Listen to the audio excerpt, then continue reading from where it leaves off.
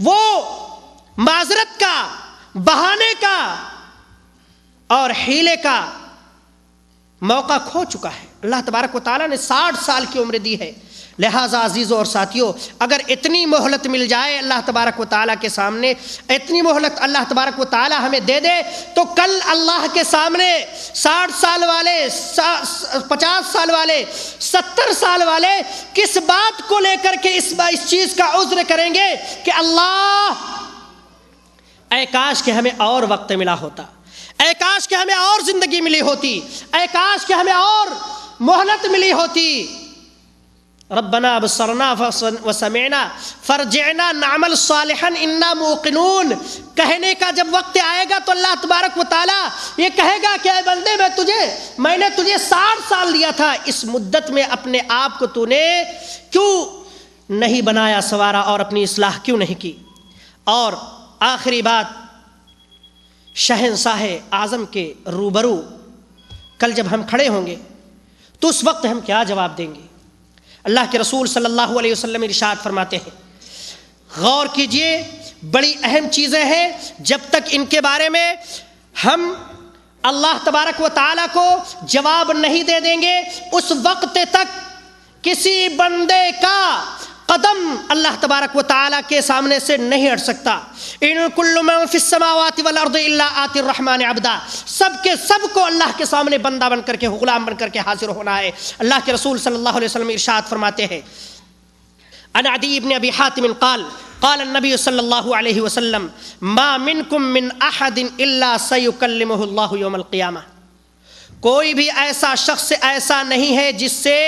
قیامت کے دن اللہ تبارک و تعالی بات نہ کرے۔ بتائیے، آدم علیہ السلام سے لے کر کے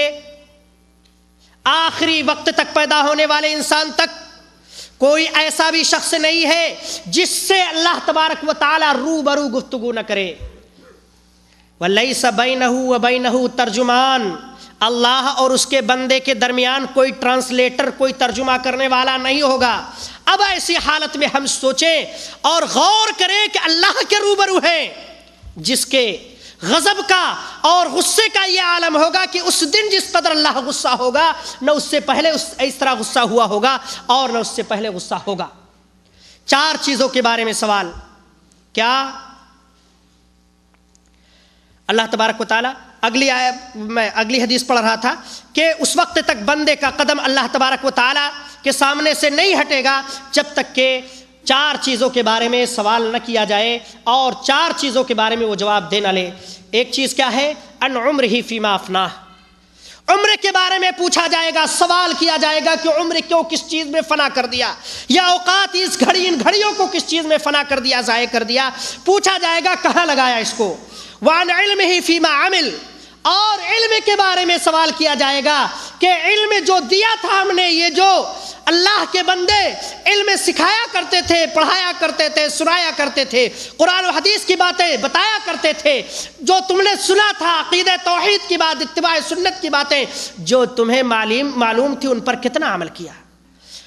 وعن مالہ من این اکتسبہ وفیما انفق، اور مال کے بارے میں پوچھا جائے گا کہ کہاں سے کمایا، کہاں خرچ کیا۔ عمر کے بارے میں، علم کے بارے میں، مال کے بارے میں اتنے آزاد نہ سمجھیں ہم اپنے آپ کو۔ مال کے بارے میں کہ کہاں سے مال ہم نے کمایا اور کہاں خرچ کیا، اور پھر اسی طرح سے وعن جسمہ فیما ابلاہ، اور دوسری روایت میں ہے وعن شبابہ فیما ابلاہ، اور شباب، جوانی کے بارے میں پوچھا جائے گا، اس جوانی دیوانی کو کہاں ضائع کر دیا، اس جوانی کو کہاں ضائع کر دیا، کہاں رنگ رلیاں منائی، کہاں اس کو ضائع کیا، کہاں اپنی شہوت کو پوری کیا، کہاں شہوت رانیاں کیا۔ ان 4 چیزوں کے بارے میں اللہ تبارک و تعالی پوچھے گا، اور پھر اس منظر کو یاد کیجئے کہ اللہ کے سامنے سب کو کھڑے ہو کر کے اللہ کے سامنے جواب دینا ہوگا، اور بندے کے درمیان، اللہ کے درمیان کوئی ترجمہ کرنے والا، کوئی ٹرانسلیٹر نہیں ہوگا۔ وَأَمَّا مَنْ خَافَ مَقَامَ رَبِّهِ وَنَهَى النَّفْسَ عَنِ الْهَوَىٰ، جو شخص اللہ کے سامنے کھڑے ہونے سے، کھڑے ہو کر کے جواب دینے سے، اس کے سامنے جواب دینے سے ڈر گیا کہ کل اللہ کے سامنے ہم کو کھڑے ہونا ہے، کل اللہ کے سامنے ہمیں جواب دینا ہے، اور اپنے آپ کو اپنے نفس کو نفسانی خواہشات سے روک رکھا تو اس کے لیے جنت ہے۔ عزیزوں اور ساتھیوں، لہٰذا معلوم یہ ہوا کہ وقت بہت عظیم نعمت ہے، یہ بھی معلوم ہوا کہ وقت کے سلسلے میں ہم سب غفلت میں ہیں، یہ بھی معلوم ہوا کہ وقت ختم ہو جانے کے بعد وقت واپس نہیں آنے والا ہے، موت آ جانے کے بعد مہلت نہیں ملنے والی ہے، قریب کے لیے نہ بعید کے لیے ذرا بھی فرصت نہیں ملنے والی ہے۔ یہ بھی معلوم ہوا کہ حسرت و ندامت کا ایک وقت آنے والا ہے جس میں حسرت و ندامت کریں گے لیکن واپسی نہیں ہوگی۔ یہ بھی معلوم ہوا کہ وقت کی بھیک مانگیں گے، رو رو کر کے چلا چلا کر کے اپنے ہاتھوں کو دراز کریں گے رب ذوالجلال کے سامنے، لیکن یہ وقت نہیں ملے گا۔ لہٰذا ہمیں اپنے عمر رواں کے بارے میں سوچنا چاہیے، زندگی کے بارے میں غور کرنا چاہیے، وقت کی ضیاع کے سلسلے میں سوچنا چاہیے۔ اس عمر کے ختم ہونے سے پہلے، وقت کے ضائع ہونے سے پہلے ہم اپنے آپ کی اصلاح کر لیں، ہم اپنے آپ کو بنا سنوار لیں، ہم اپنے آپ کو سدھار لیں۔ گیا وقت پھر ہاتھ آتا نہیں، اسی طرح سے صبح ہوتی ہے، شام ہوتی ہے، عمر یوں ہی تمام ہوتی ہے۔ عزیزوں اور ساتھیوں، اللہ تبارک و تعالیٰ سے دعا ہے کہ اللہ تبارک و تعالیٰ ہمیں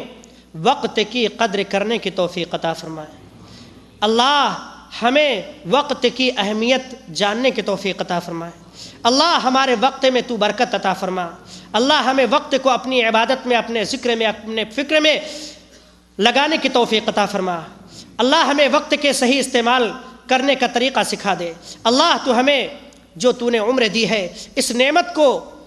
اچھی طرح سے استعمال کرنے کی توفیق عطا فرما۔ اللہ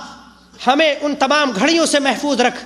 جن گھڑیوں اور اوقات میں لوگ اللہ سے واپسی کی تمنا کریں گے اپنی بدعمالیوں کی وجہ سے۔ اللہ تو ہمیں ان گھڑیوں سے محفوظ رکھ۔ وصلی اللہ تعالی علی خیر خلقہ محمد وعلی آلہ واصحابہ اجمعین۔ والسلام علیکم ورحمۃ اللہ۔